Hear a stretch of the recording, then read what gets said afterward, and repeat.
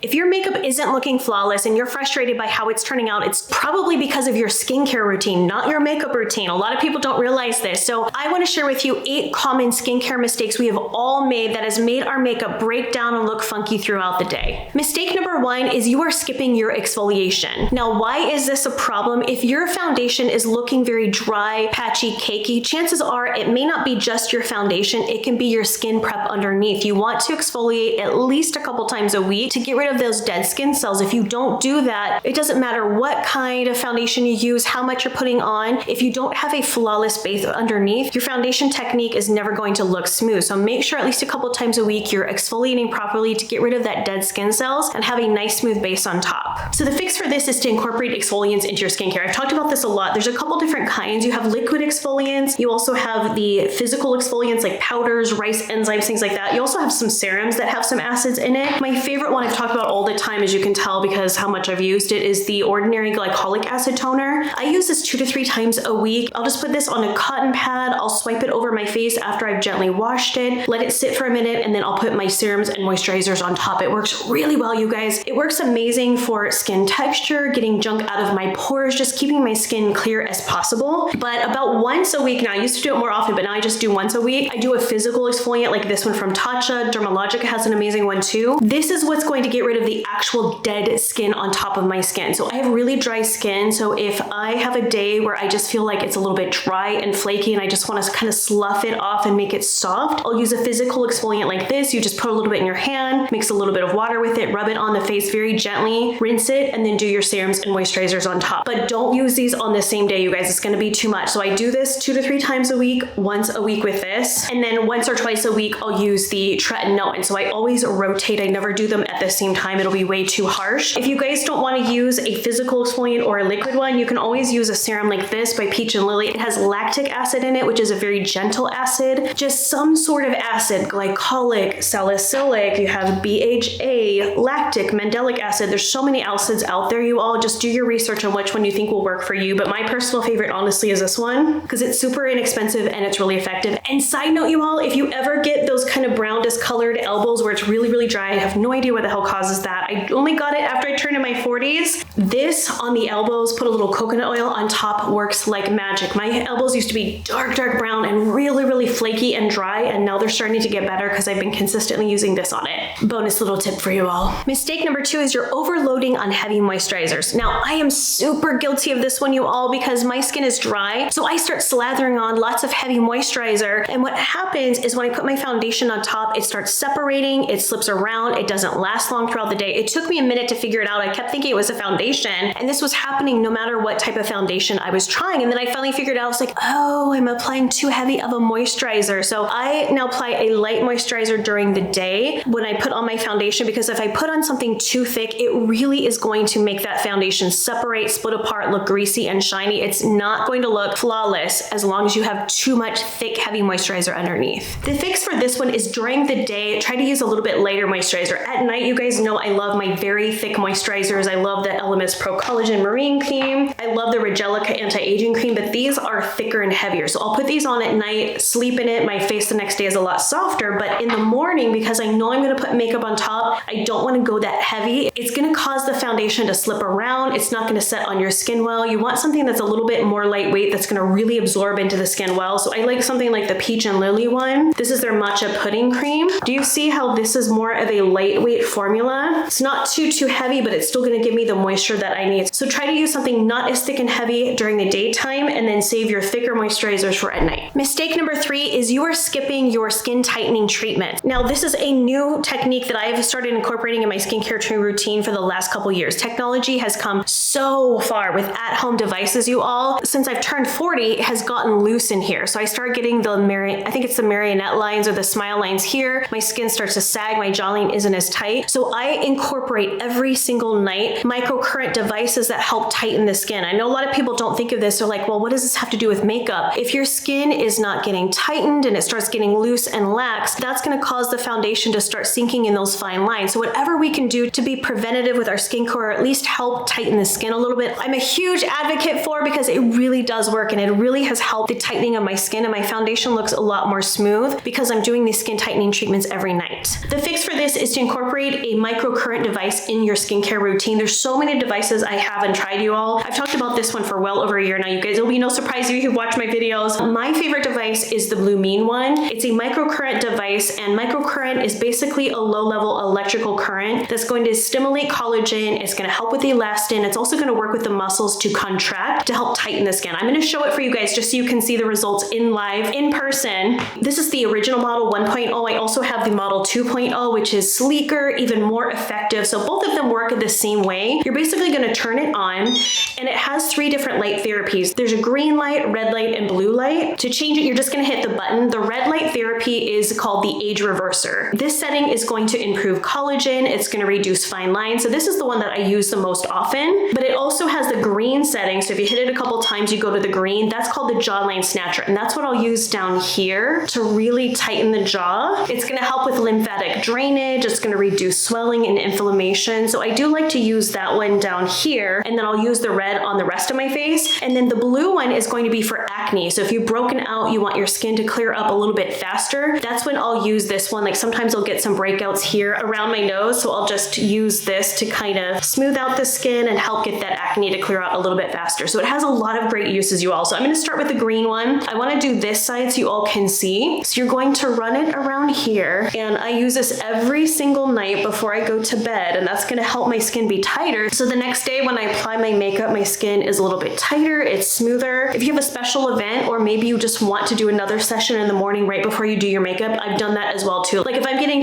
ready to film for you all, I will do my skincare routine, and then I'll actually use this, and then I'll go film, and I feel like my face is a little less saggy. I want to show you all. I'm going to do this side here. So I really work it along the jawline, under the cheekbone, because for me, that's where I've noticed most of my face sagging is right in here. And then if you want to change the setting to red, I'll do it on the rest of my face to help with the fine lines and stimulate collagen. So I really just work it like this. Do some more down here. Okay, I want to show you guys the difference between the side. Do you see? Look at right here. Do you see that line here? But here it starts to disappear. So over time, this is what I do to maintain my face. You know, it's not going to be like plastic surgery, but it really is effective. And over time, the more you use it, the more I've noticed that my jawline has gotten a little bit tighter. My skin isn't as loose in here. But look at the difference between this side and this side with just one use. Now imagine that multiple times over, doing this every day, what kind of results you're going to get. It's incredible. So I'll put the information in the box below. Thank you, Blue Mean, so much for sponsoring today's video. It's an amazing device, you guys. I truly have used this well over a year now. I love it. It's my favorite device. I continually go back to it all the time. So I'll put all the information in the box if you guys want a special discount. Check that out in the link below. Mistake number 4 is you're not prepping your oily skin properly. This is the hugest thing I see with people complaining about their foundation. Okay, if you have combination to oily skin, you have to prep your skin differently than someone who has dry skin. You have to use oil absorbing things like mattifying primers, loose powders, things like that. But you want to prep your skin after you moisturize and before you put your foundation on. Otherwise, your foundation is for sure going to slip around. It's going to break apart. It's not going to last, and it's going to look shiny and greasy versus flawless and matte. So this step is actually a combination of makeup and skincare step, but I like to mention it anyways because a lot of people don't think with oily skin, you really need something mattifying on top of your moisturizer to soak up the oil so it doesn't break through your foundation throughout the day. So I love using a mattifying primer. This one from Maybelline, I hope they still have it. They have it on Amazon, you all. It's really inexpensive. It's their Blur Stick. It is such a good mattifying primer that for me, I put it in the center of my face just because I'm combination skin, so I don't need it all over. But if you have oily skin all over, put it all over your face. You want to look for primers that say mattifying, oil control, anything like that. Or even your moisturizer that you use, make sure that that says for oily skin, get something that's very lightweight. But the next thing I always recommend anyone with oily skin doing to prep their skin is to take a loose powder. It can be an inexpensive one. This is the e.l.f. HD powder. Take a loose sponge from Amazon, super inexpensive. Put this down underneath your foundation. It's not going to make it look thick and cakey, I promise, if you just put a little amount. So I'll put a bit of powder here as a powder primer. So when I put my foundation on top, as I get oily, that powder soaks up the oil. Then later in the day, it doesn't break it down. It helps my foundation last longer and it mattifies the skin. Mistake number 5 is you're choosing the wrong SPF. Now this one took me a long time, you all, too. I have tried tried so many SPFs. A lot of them leave like a greasy residue on the skin. They leave a white cast. They add texture to the skin. I've had a really hard time finding a good SPF, so I finally got the one that I like. It's by Haru. Super inexpensive brand, you guys. This isn't promoted by them at all, but finding a good SPF that doesn't come across greasy and also absorbs into the skin. So when I try different SPFs, I put it on and I make sure that it absorbs really well. If it still looks shiny after a minute or two, I know that whatever makeup I'm going to put on top is not going to fix it. So foundation will do nothing to help get rid of that or look less shiny. You have to have a good base underneath, and it does start with that SPF. The fix for this one is to choose an SPF that actually plays nice under your foundations. I have had the most horrific time finding a good SPF, you all, that doesn't break apart my foundation, look too greasy, separate, look gross by the end of the day. This one I consistently go back to is Haru Runder. I talked about this brand as well. You can get this on Amazon. It's very affordable. It's a Korean brand, and Korea does SPFs and skincare products amazing. I like this one, the yellow one. I'll link to it below if you guys are interested, but I'm going to apply this now. So I put my finger's worth of SPF. Actually, I'll do a little bit more than that, but I like to just really rub it in, and a good SPF can make or break your makeup because, like I said, if it's too greasy or it doesn't absorb in the skin, it's going to break apart your foundation and it's just going to ruin your makeup. So try whatever SPF you feel is comfortable. Just do some research while look up the reviews and see what people say about how it plays well under foundations. But so far, this has been my favorite one. Do you see how once I rub it in, like, it's not tacky, it absorbs into the skin. It's a high SPF. This is SPF 50 plus. It's very, very strong. So I don't feel like I have to slather so much on, but I'll still put enough to really just cover the skin. But look at that. It gives such a nice texture to the skin, and the foundation sits beautifully on top. Mistake number 6 is you're using the wrong eye cream. This was one that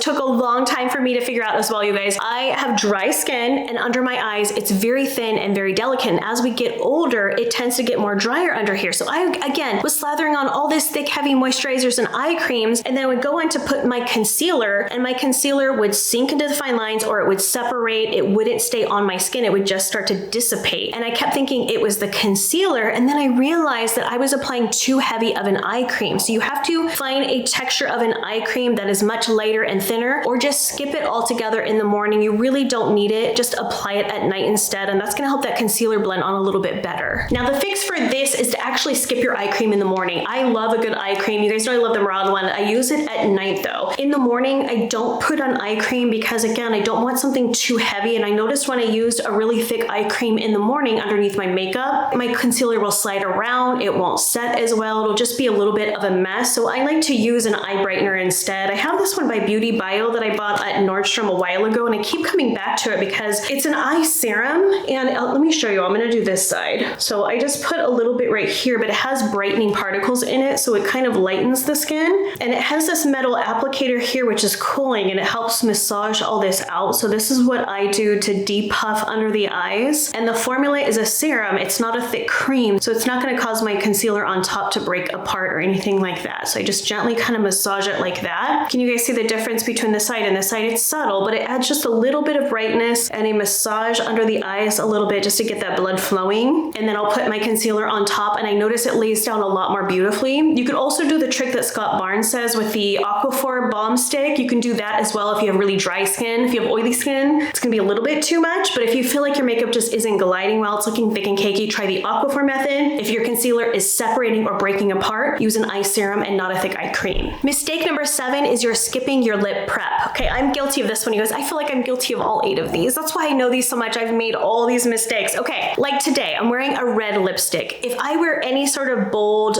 or colorful lipstick, if I don't do lip prep underneath, my lips look horrible. They look shriveled, they look dry, they look cakey, crusty. It's awful. So you really have to treat your lips like the rest of your face and give it love and attention. So every morning before I do my makeup, I always use a sugar scrub, rub my lips. I hydrate it really well with a good moisturizer. I make sure that I'm taking care of my lips in addition to the rest of my face. So whenever I put that lip color on top, it's gonna look smooth, hydrated, plump, luscious, all those amazing things that we want our lips to be. Now the fix for this one is to exfoliate your lips. I think we all forget this, even myself included. I put on on like a nice red lipstick or something bold, I'm like, oh, why does it look like crap? It's all like blotchy and my lips look dry. We have to do skincare for our lips as well, not just the rest of our face. So I take from Lush just this sugar scrub here. You guys can make it at home if you want to save some money, but it's bubblegum flavor, so I like it. It tastes delicious. So I just take some and I rub it on my lips and I just kind of massage it like that. It does taste really good. It's bubblegum flavored sugar, you guys.